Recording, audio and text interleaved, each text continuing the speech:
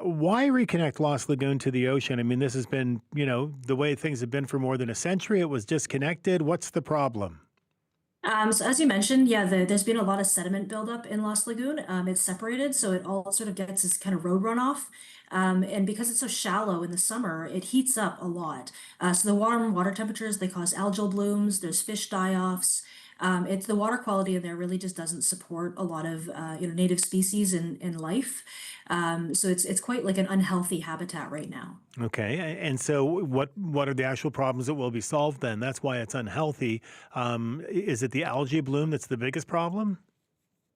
It's really a combination of things. So it's the warm water temperatures, a lack of sort of flow and oxygenation. So by reconnecting it to the ocean, and you have that sort of daily influx of water coming in and coming out, it brings in clean, fresh ocean water in and out of the area. So that will completely change what's living there right now. So right now it's kind of this warm, stagnant water, but it'll change into sort of a tidal mud flat where you're going to have water coming up and then it'll drain down and you'll have sort of tide pools and shallow areas of water that the water level will come up and down as the tide does. So it'll be a very different habitat that helps support native species. Yeah, at low tide, will it actually be dry?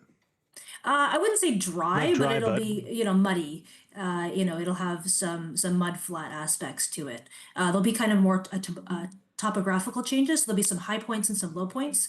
So you'll get some areas that might be drier and some areas that would be wetter to help support, a range of animals that would live there. and tell me physically what would have to change in order for this to happen?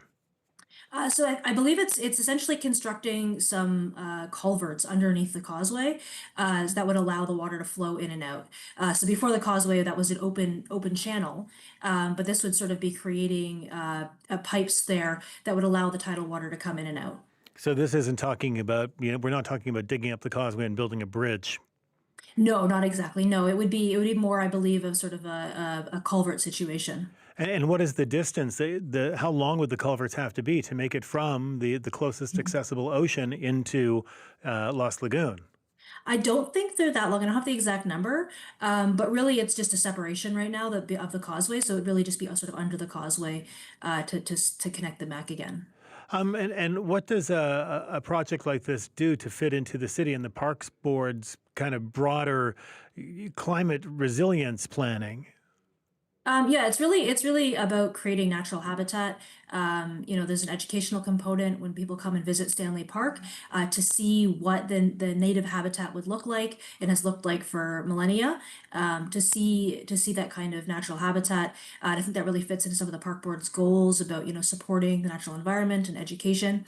And really, the park board is trying to support green spaces. So creating sort of the healthiest habitat that we can is important. A lot of people, of course, I mean, regardless of how deep it is or how much water it's holding or what the function of it is or how much sediment there is on the bottom, I mean, a lot of people like walking around Lost Lagoon because it's lovely. It's a lagoon. It has swans and ducks and stuff on it. And are they going to be as happy to walk around a stinky low tide mud flat? There'll still be opportunities to walk around it. There'll still be lots of animals to look at. I'm sure there'll still be ducks, but all sorts of new creatures, amphibians, turtles, lots of things that will live there. So I think people will be happy to see more of a natural habitat there rather than a sort of man-made pond, as you will.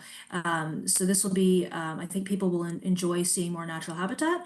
I don't think it will necessarily be stinky, but there'll be, it'll be look more natural than it does right now, where it looks quite sort of manicured. It'll look a lot more natural, but there'll still be lots of opportunities for people to walk around and enjoy the scenery. I didn't mean stinky. I meant briny. That kind of A little bit briny, that kind of yes. ocean briny, fishy smell you get. Yeah, yeah. I think there's lots of places on the seawall where you can have that Yeah. fresh ocean scent, I'll call it. Does this have anything to do with the fact that when the causeway was widened, those many years ago, the storm sewer runoff was sent into Lost Lagoon into a sort of tidal area that was built as a kind of marsh? The object was to naturally filter all of that gunk from the roadway into the lagoon, and it would sort of clean itself up. Has that failed?